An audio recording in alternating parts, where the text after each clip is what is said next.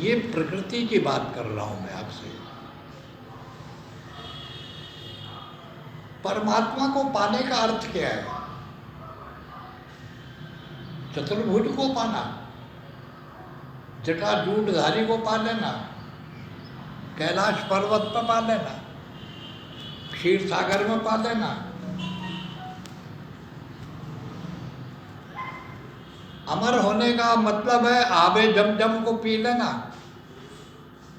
चौथे आसमान पर खुदा को ढूंढना, सातवें आसमान पर खुदा को ढूंढना।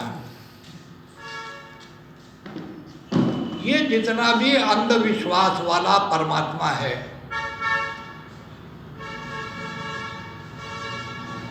ये कितने दिन जी पाएगा इस टेक्निकल एज में?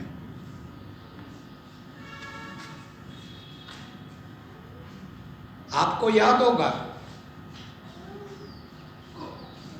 जब ब्रिटेन के अंदर वस्तुवादी दर्शन का जन्म हुआ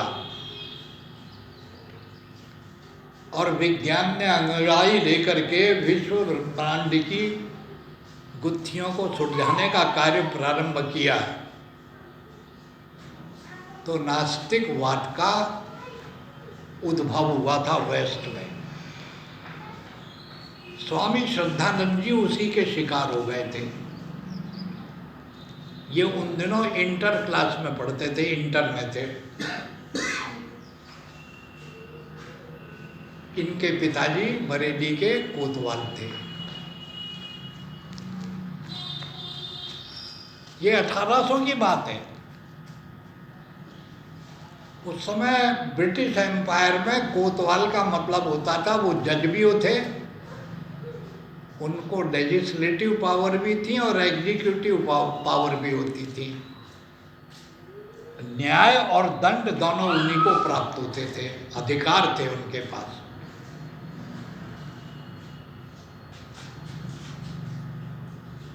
थे भारतीय, संस्कारों से युक्त थे, परमात्मा को मानते थे। स्वामी श्रद्धानंद को कोई विश्वास नहीं था, न ईश्वर पे न धर्म पे। पिता के आदर्श को वो स्वीकार नहीं करते थे। पिता चिंतित था कि बेटा जवान हो रहा है, बड़ा हो गया है, पढ़ रहा है, लेकिन इसका मार्ग बदल गया है। और स्वामी दयानंद का आगमन बरेली में हुआ उन दिनों। उन्होंने अपने बेटे से कहा, मुंशीराम से कहा कि जा, एक साधु आया है,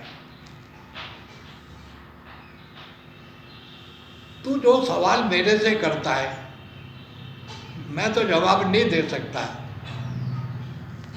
मैं कानून को तो समझता हूँ, अपराधियों को समझता हूँ, शासन को समझता हूँ, दंड नीति को तो जानता हूँ, लेकिन मैं तेरी बातों का जवाब नहीं दे सकता। तू चला जा। मिल गया उस साधु से।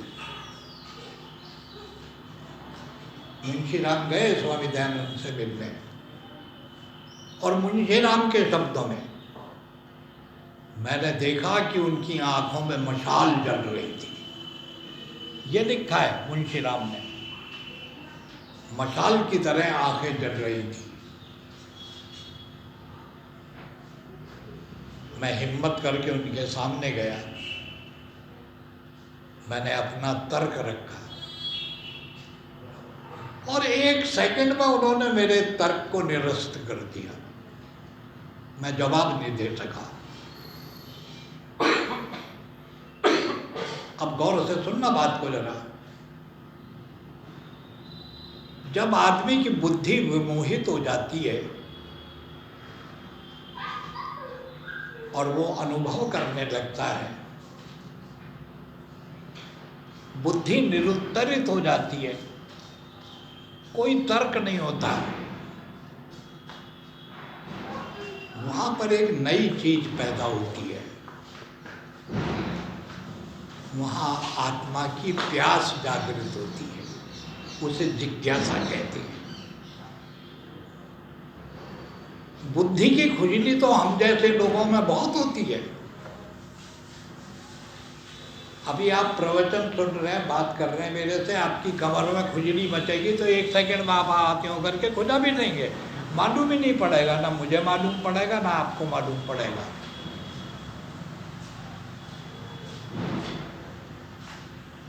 ये जितनी भी हमारे अंदर शंकाएं पैदा होती हैं, ये खुजली होती है। तर्क से खुजा देते हैं, विश्वास से खुजा देते हैं, खुदा की कुदरत खुदाई जाने कह के खुजा देते हैं, बात खत्म कर देते हैं। लेकिन जिज्ञासा पैदा नहीं होती, भूख पैदा नहीं होती। जिन भाग्यशाली लोगों के भूख पैदा हो जाती है आत्मा की, जब सच्ची भूख लगती है तो बच्चे का अंगूठा अपने आप अपने मुंह से बाहर आ जाता है। अंगूठा पी के कितनी देर बहका दोगे अपने आप को? झूठे तर्कों के सहारे कितनी देर जिंदा रह लोगे? भ्रम में कितने दिन जियोगे? अज्ञान में कितने दिन जियोगे? जिस दिन आँख खुलेगी और जो व्याकुलता पैदा होगी उसको कहा है जिज्ञासा। हमने पैदा कहाँ होती है? जिनमें जिज्ञासा पैदा हुई उनमें रूपांतरण हो गया, वो ट्रांसफॉर्म हो गए, बदल गए। जिज्ञासा ही तो थी स्वामी दयानंद की कि चूहा शिवजी पर पिंडी में चढ़ रहा है, खा रहा है, ये चूहा शिव है या ये पिंडी शिव है? शंका पैदा हो गई होगी। बुद्ध ने जब देखा बुड्ढे को, कहा कि ये पशु कौन है? सारथी बोला कि वृद्धो अयम, ये तो बूढ़ा आदमी है। कहा कि ये बूढ़ा क्या होता है? बूढ़े एक अवस्था होती है। मैं भी बूढ़ा हो जाऊंगा? बोले तुम्हारा बाप बूढ़ा हो रहा है ना, तुम भी हो जाओगे। और बूढ़े होने के बाद क्या होता है? बूढ़े होने के बाद में मृत्यु होती है। और बोले मृत्यु क्या होती है? जब ये जिज्ञासा बनी, व्याकुलता बनी, तो मूल शंकर दयानंद हो गए और सिद्धार्थ बुद्ध बन गए। सच बताओ, हम में जिज्ञासा होती कहाँ है? हम में जिज्ञासा की जगह भय पैदा होता है। मृत्यु को देख के भय पैदा होता है, आश्चर्य पैदा होता है।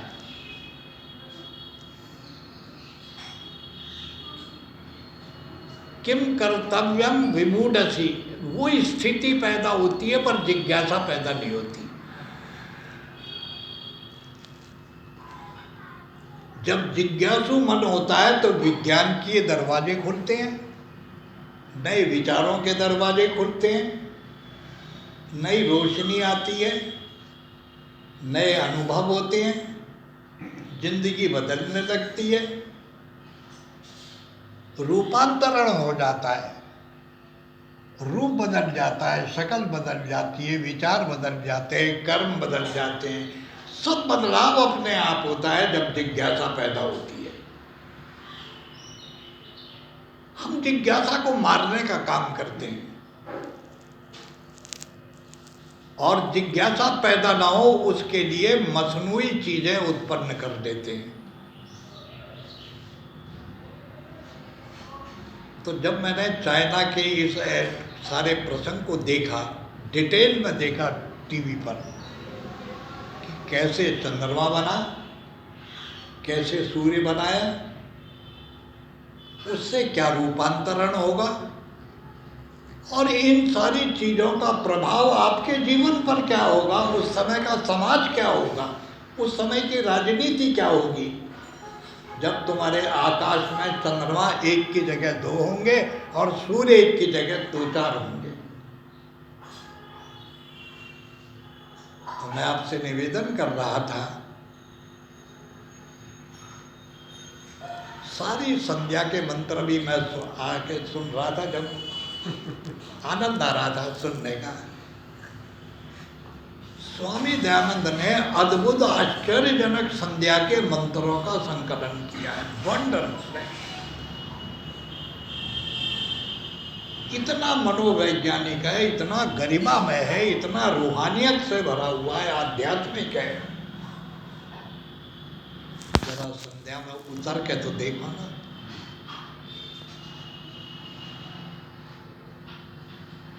न हम अंदर है न बाहर है, न अंधकार है न प्रकाश है, देहरी पर खड़े, बीच में खड़े हैं। इधर जाएंगे तो रोशनी, उधर जाएंगे